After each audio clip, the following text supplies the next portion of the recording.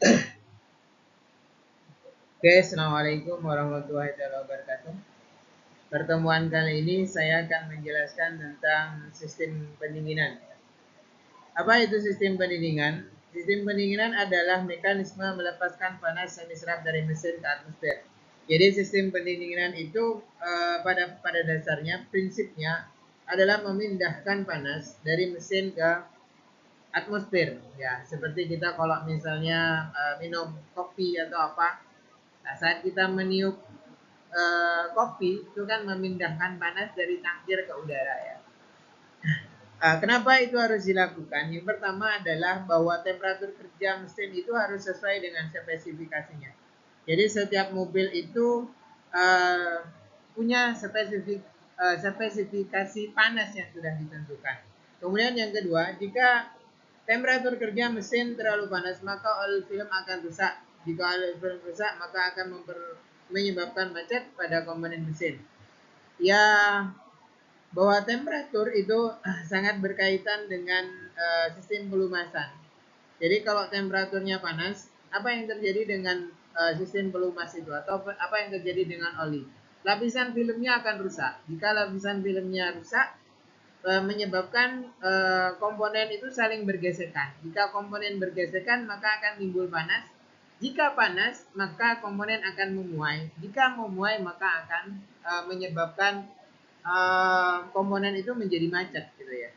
Kemudian jika temperatur terlalu rendah, maka bahan bakar jika temperatur terlalu rendah, maka atomisasi bahan bakar akan memburuk sehingga menyebabkan komposisi bahan bakar semakin banyak ya.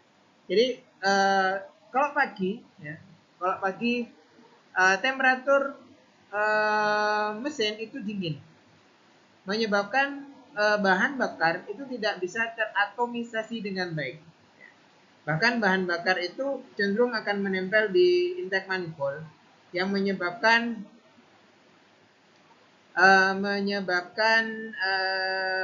bahan bakar yang dibutuhkan menjadi banyak. Jadi kalau misalnya kalau pagi itu ada beberapa mobil bisa hidup jika dilakukan pengecukan, dicuk. Ya. Jadi udaranya dibuat lebih sedikit sehingga campurannya menjadi lebih kaya. Ya, titik didih air pada temperatur atmosfer adalah 100 derajat. Tapi jika tekanannya lebih tinggi dari temperatur atmosfer, air bisa mencapai suhu di atas 100 derajat Celcius tanpa mendidih. Jika temperatur didih naik, perbedaan antara suhu luar dan suhu kolon meningkat dan ini akan meningkatkan efisiensi pendinginan. Jadi pada prinsipnya sistem pendinginan itu dibuat pada temperatur yang tinggi dan tekanan yang lebih tinggi dari tekanan atmosfer.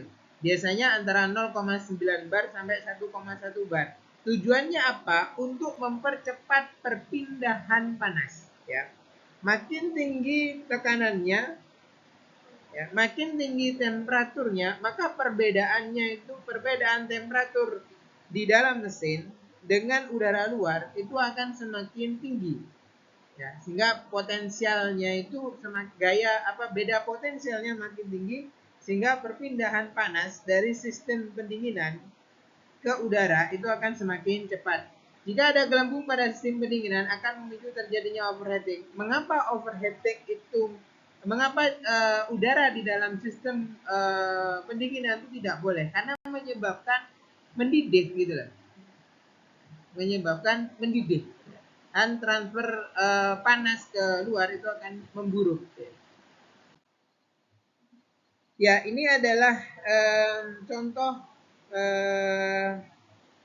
kerja sistem pendingin pada saat temperatur dingin ya, dan pada saat temperatur panas. Jika mesin dingin ya, jadi kalau mesin dingin itu cairan itu hanya berputar di sekitar sini. Jadi dari blok mesin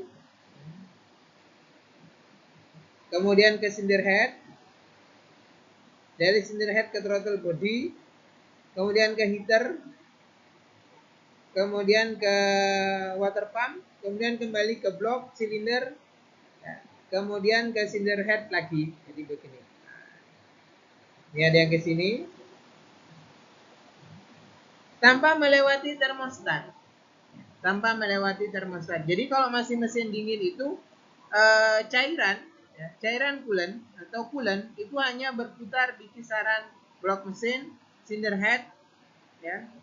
Kemudian dari blok mesin ke cylinder head, kemudian ke apa namanya, kalau ada bypass ya dia lewat bypass, kemudian ke throttle body.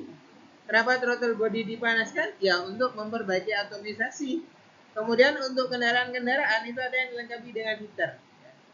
Jadi ada yang dilengkapi dengan heater. Apa fungsi heater itu? Untuk memanaskan ruangan. Tapi di Indonesia heater itu jarang dipakai. Kemudian ada AT oil coolant. Jadi air yang dari air radiator itu juga digunakan untuk mendinginkan mendinginkan oli transmisi. Kemudian kembali ke water pump dan kemudian ke blok silinder. Nah, bagaimana kalau jika temperaturnya panas? Jika temperatur panas, maka ini termostatnya terbuka sehingga cairan coolant itu dari cylinder head kemudian ke radiator, dari radiator ke silinder ke water pump, dari water pump ke cylinder box, kemudian ke cylinder head, dan putarnya begini.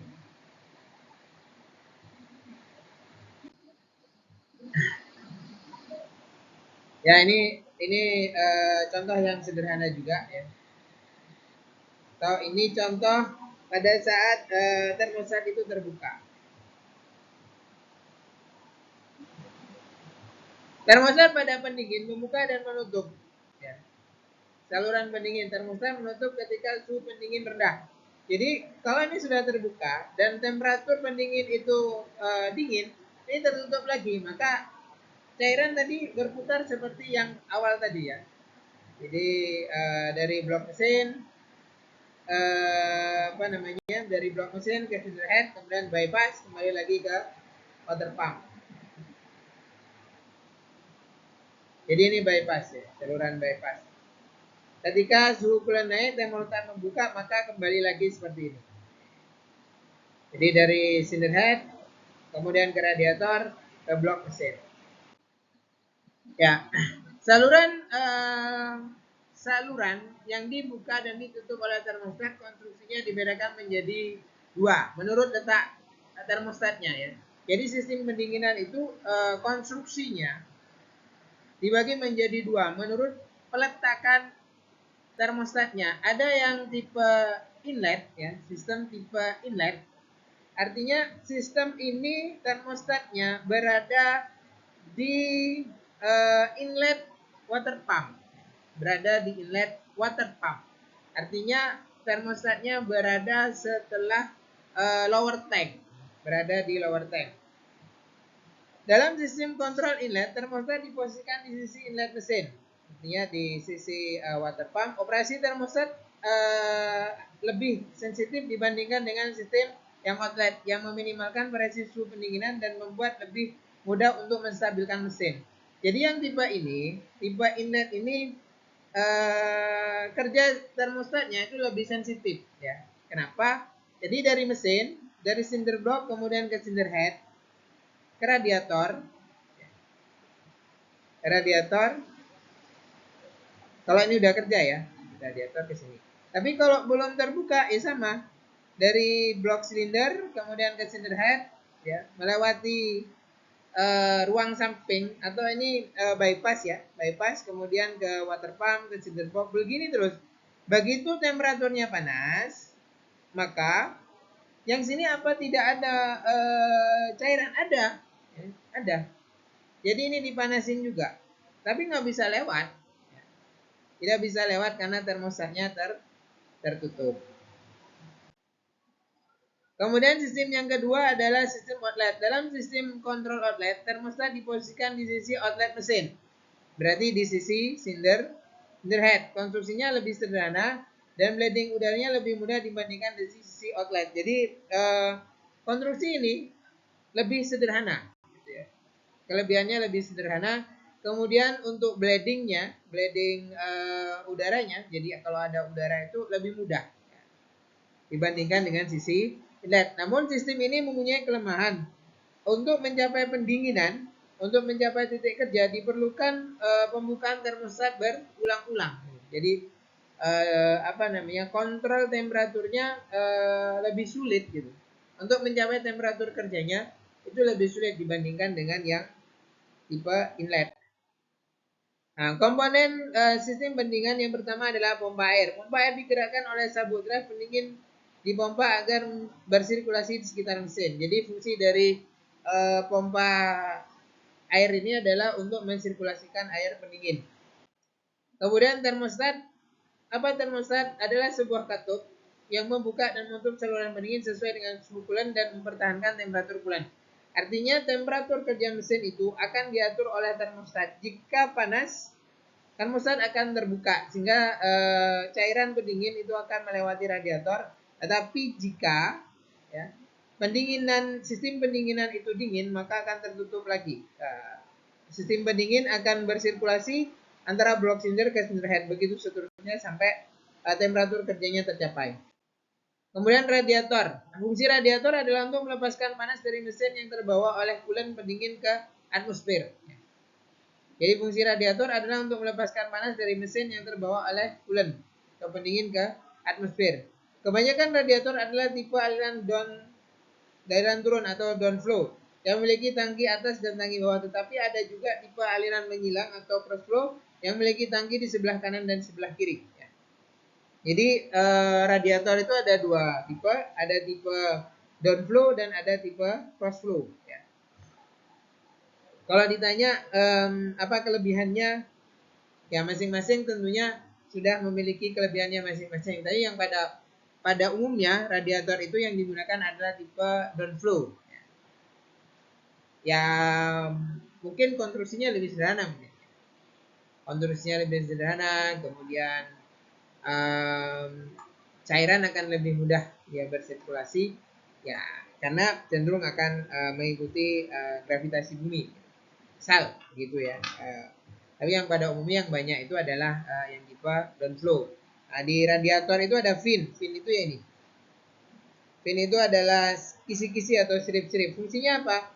Untuk memperluas permukaan pendinginan. Ya, seperti kita kalau minum kopi supaya lebih cepat dingin apa yang dilakukan? Ya, pakai lepek. Ya. Lepek itu fungsinya apa? Ya, untuk memperluas sistem pendinginannya sehingga kemampuan melepas panasnya akan semakin bagus. Kipas radiator. Ya, kipas radiator fungsinya adalah mendorong udara mengalir ke radiator yang membantu menghilangkan panas, melepas panas ya. Jadi kipas radiator fungsinya mendorong ya. Jadi menghisap udara dari depan, kemudian mendorong. Menghisap udara dari depan. Menghisap udara. Jadi kipas radiator itu jangan mengasumsikan bahwa kata mendorong itu dia membuat udara itu maju gitu. Tapi udaranya terhisap ya, terhisap. Pada waktu tersebut kipas dihentikan untuk mencegah kebisingan dan mencegah tenaga mesin turun. Maksudnya untuk kendaraan-kendaraan yang sudah menggunakan sistem elektronik kipas itu akan hidup nunggu panas. Ya. Kita tahu bahwa energi mesin, energi yang dihasilkan dari pembakaran itu ada sebagian itu hilang karena pendinginan. Bahkan mungkin sebagian besar panas dari hasil pembakaran itu hilang dikarenakan sistem pendinginan. Kemudian jenis kipas yang lain adalah kipas kopling. Kecepatan putaran kipas pendingin bervariasi dengan perubahan pada kecepatan putaran mesin. Kopling sudah digunakan untuk mengontrol kecepatan putaran kipas. Ini, kalau pada umumnya kipas itu langsung digerakkan oleh Fibel. Jadi dari poros kipas langsung ke puli, dari puli kemudian digerakkan oleh mesin. Nah, untuk yang tipe ini, dari puli kipas itu tidak langsung menggerakkan pen. Jadi ada fluida. Ada fluida, biasanya silikon digunakan sebagai perantara untuk meneruskan putaran dari poros ke kipas.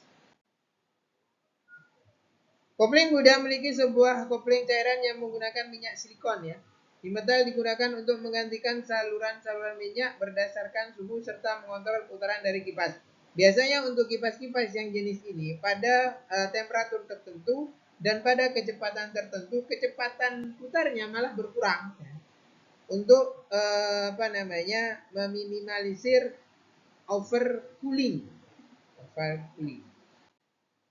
Kipas elektrik kalau sistem ini biasanya digunakan oleh kendaraan-kendaraan penggerak depan yang paling banyak. Kendaraan penggerak depan biasanya menggunakan kipas jenis ini. Dan kalau kipas yang jenis ini, nah ini. Karena kipas elektrik dapat diletakkan di mana saja, maka kipas ini sering digunakan untuk kendaraan FF. FF itu kepanjangan dari front drive front engine front drive. Artinya mesin di depan kemudian bergerak di depan yang memiliki ruang mesin yang kecil. Kecepatan kipas elektrik tidak dipengaruhi oleh kecepatan putaran mesin ya, karena kalau kipas yang jenis ini tidak digerakkan oleh mesin langsung tetapi menggunakan listrik ya, listrik. Nah ini rangkaiannya. Tutup radiator. Jadi komponen berikutnya adalah tutup radiator. Tutup radiator ini merupakan komponen penting juga dalam sistem pendinginan. Fungsinya apa? Untuk mengatur cairan atau coolant yang harus dikeluarkan di dalam sistem karena over pressure atau karena tekanan berlebih. Kita tahu bahwa zat cair yang dipanaskan, maka partikelnya akan mengembang, memuai. Saat cairan itu memuai, maka tekanannya naik. Maka tekanan tadi harus dikurangi. Caranya gimana? Dibuka ya, dibuang, dikeluarkan. Kemudian disimpan di reservoir tank. Nah, ditutup radiator itu ada dua jenis katup. Yang pertama adalah pressure valve, yang kedua adalah vacuum valve. Pressure valve fungsinya ya tadi untuk menjaga supaya tekanan pendinginan itu tetap. Jadi kalau 0,9 kg Fos per cm persegi atau 90 kilopascal. Atau ada satu yang 1,1 kg per cm persegi. Ya, jadi ada dua macam biasanya. Kemudian vacuum valve itu fungsinya apa? Mengembalikan cairan yang tadi di reservoir tank itu kembali ke sistem. Bagaimana mekanismenya itu dilakukan? Pada saat sistem pendinginan sudah dingin, maka volume cairan itu kan berkurang. Saat volume cairan berkurang, maka timbul kevakuman di radiator yang menyebabkan katup vakum ini terhisap ke bawah, membuka saluran ini. Saluran ini akan terbuka. Saat saluran ini terbuka, maka cairan dari reservoir tank kemudian kembali ke radiator. Kemudian komponen yang kedua adalah reservoir tank. Merupakan sebuah tangki untuk menyimpan coolant yang meluap dari radiator untuk menampung cairan. Kemudian komponen berikutnya adalah coolant. Apa sih coolant itu? Sebenarnya coolant itu bukan cairan biasa. Jadi cairan yang memang didesain untuk mencegah terjadinya karat dan mendidih. Jadi biasanya kalau di bungkusnya coolant itu tertulis anti rust dan anti build. Artinya air coolant itu bertugas atau berfungsi untuk mencegah supaya cairannya tidak mendidih ya. Kemudian supaya tidak terjadi karat. Kita lihat di sini ya. Ini ada grafik LLC. Jadi grafik LLC itu liquid LLC itu long life coolant ya, long life coolant. Di sini sisi X-nya adalah konsentrasi, kemudian sisi Y-nya itu adalah temperatur. Di sini bisa dibaca bahwa konsentrasi coolant, semakin banyak konsentrasi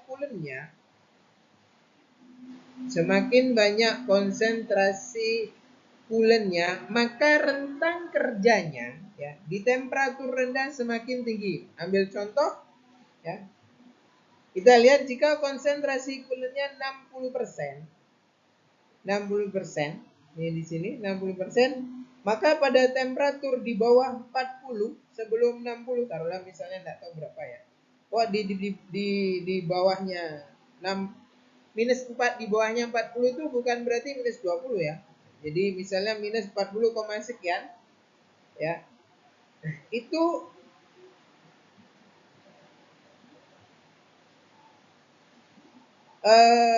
bentuknya cair. Jadi kalau kalau di bawah 40, oh ini di bawah 40%, maka dia cenderung akan frost, apa namanya, membeku. Tapi kalau kalau temperatur di atas 40, misalnya 20, dia dalam bentuk liquid. Jadi semakin ekstrim temperatur kerjanya, maka konsentrasi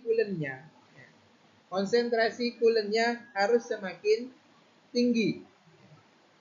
Harus semakin tinggi. Ini kita lihat kalau kita konsentrasinya 40 di sini ya berarti di atas ini dia masih dalam bentuk liquid, tetapi begitu temperatur di daerah sini dia akan menjadi padat, menjadi es atau frozen. Kemudian yang ini adalah Rasper foam.